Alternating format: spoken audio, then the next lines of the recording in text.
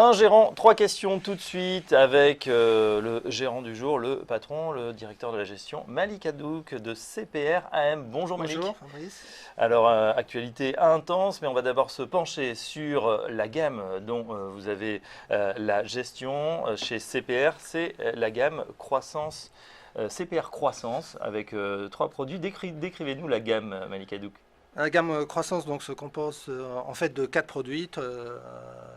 Donc CPR Croissance Prudente 0,40 qui a un profil défensif, CPR Croissance Réactive qui a le profil le plus réactif, CPR Croissance Dynamique PEA qui est le fonds le plus agressif avec une exposition minimum aux actions de 60%, et enfin CPR ES Croissance qui est plutôt un fonds d'épargne salariale avec une exposition limitée à actions entre 40 et 60%. Donc, alors, le fonds Croissance Prudente, c'est vraiment une approche patrimoniale avec une exposition action, elle, qui est limitée à 30% maximum dans le portefeuille.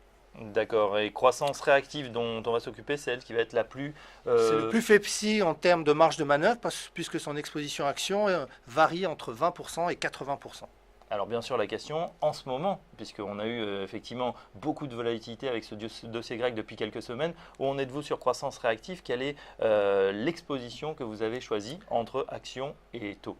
Alors sur l'exposition entre actions et taux, très clairement on est plutôt favorable aux actions puisque l'exposition action au cours du dernier mois a évolué, allez, je dirais entre 46 et 53%, aujourd'hui avec un niveau d'exposition action à 51%. Les mouvements qui ont été opérés l'ont été opérés plutôt sur la partie obligataire, car je dois reconnaître qu'on a été surpris par la remontée des taux longs, notamment dans la zone euro, et donc on a réduit la sensibilité obligataire du portefeuille, même si celle-ci n'était pas élevée, mais on a continué à la réduire, notamment sur la zone euro. Donc une sensibilité obligataire aujourd'hui du portefeuille autour de 1,6 sur croissance réactive avec une exposition action autour de 52%. Vous émettez également, Malik Haddouk, des scénarios de marché tous les 2 mois, c'est bien ça? Non, tous les mois, avec une projection à 3 mois.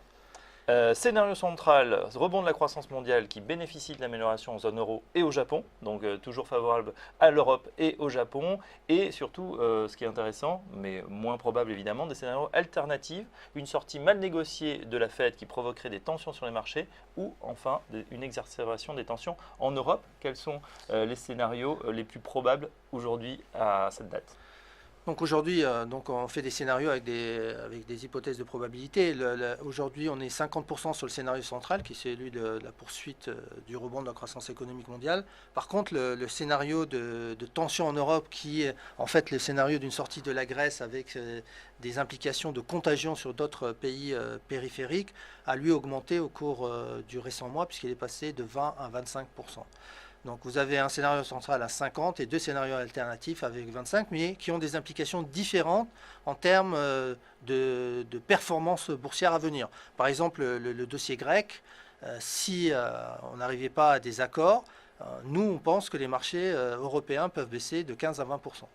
Supplémentaire par rapport aux 10 qu'on a déjà perdu. 10 qu'on a déjà perdu. C'est-à-dire qu'on efface toute la hausse du début d'année parce que on considère que malgré l'activité de la BCE qui est présente, malgré que la situation, c'est vrai, financière des pays du Sud est meilleure, on rentre dans l'inconnu et on ne sait pas ce qui pourrait se passer si la Grèce venait à sortir de l'euro. Et la bourse déteste l'inconnu. Et enfin, dernier autre scénario alternatif, toujours 25%, donc sortie mal négociée de la Fed. Vous aviez un scénario de surprise de la Fed qui remonte à cette hausse dès juin. Dès juin. Bon, on arrive à la fin.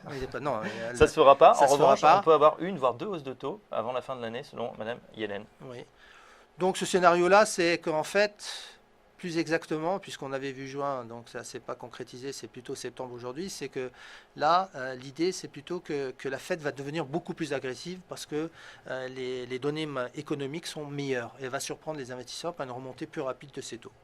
Ça, c'est quelque chose qu'on ne peut pas exclure, étant donné qu'aujourd'hui, le marché du travail se porte mieux. On a des indications sur des remontées de salaire progressives qui pourraient alimenter un cercle vicieux de forte reprise de la consommation, ce qu'on n'a pas vu au cours des derniers mois. Voilà, donc les 3 scénarios de CPR AM. On va bien sûr en discuter plus largement dans le débat dans un instant avec Malik Haddouk, donc notre invité, le directeur des gestions diversifiées de CPR AM. A tout de suite pour le débat.